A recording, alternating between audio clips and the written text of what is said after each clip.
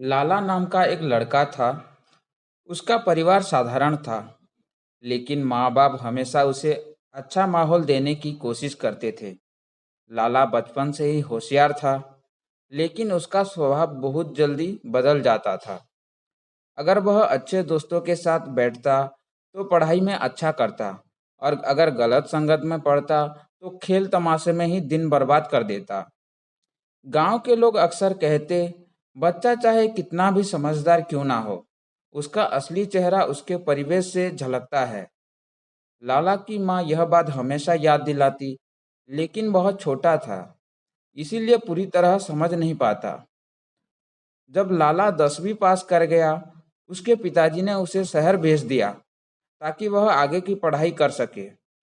गांव के शांत और अनुशासित वातावरण से निकलकर जब वह शहर पहुंचा, तो वहां की चमक दमक ने उसका मन मोह लिया।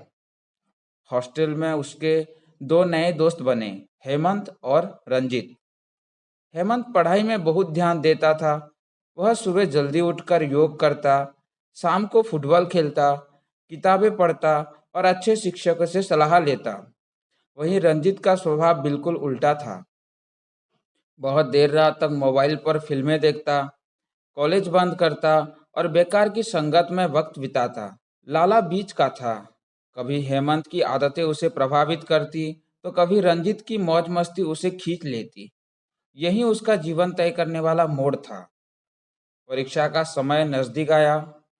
हेमंत ने लाला को समझाया, दोस्त, वक्त बहुत कीमती है। अगर अभी मेहनत नहीं करेंगे, तो कल पछताना पड़ेगा। लेकिन उसी समय रंजित बोला, अरे यार, जिंदगी का मजा अभी है। पढ़ाई तो चलती रहेगी, लेकिन आज की पार्टी अगर मिस कर दी, तो याद ही नहीं रहेगा। लाला उलझ गया। उसने सोचा कि एक दिन पार्टी करने से क्या फर्क पड़ेगा। वह रंजीत के साथ चला गया। पार्टी के बाद अगले दिन उसका मन पढ़ाई में नहीं लगा।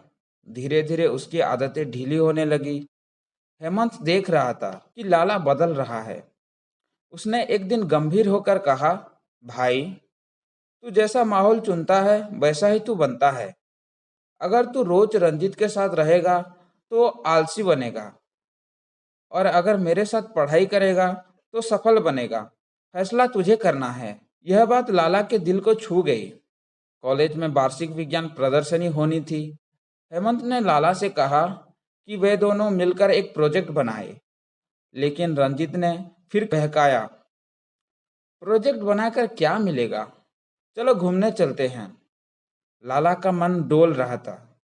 तभी उसे अपनी माँ की बात याद आई, बेटा, जैसा परिवेश होगा वैसे ही तेरे संस्कार और पहचान होगी।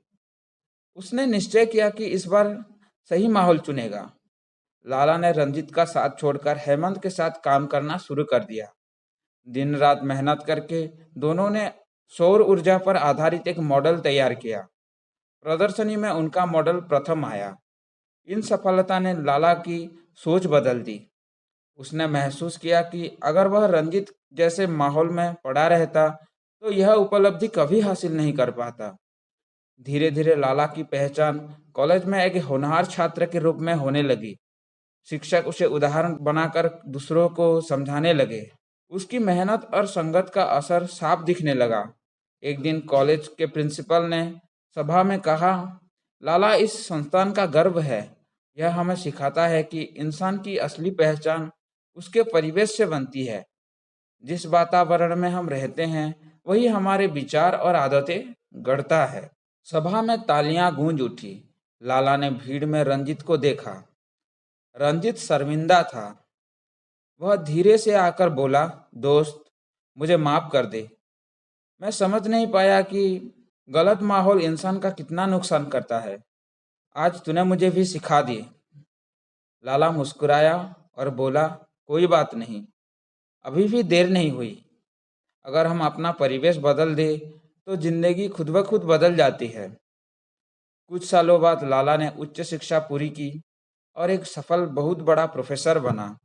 जब भी लोग उसकी सफलता का राज पूछते, तो वह कहता, मेरी पहचान पढ़ाई या पदवी से नहीं, बल्कि उस परिवेश से बनी जिसे मैंने चुना। अच्छा माहौल इंसान को आगे बढ़ाता है और बुरा माहौल पीछे खींच लेता है। इस कहानी से यही शिक्षा मिलती है कि परिवेश इंसान का आईना है।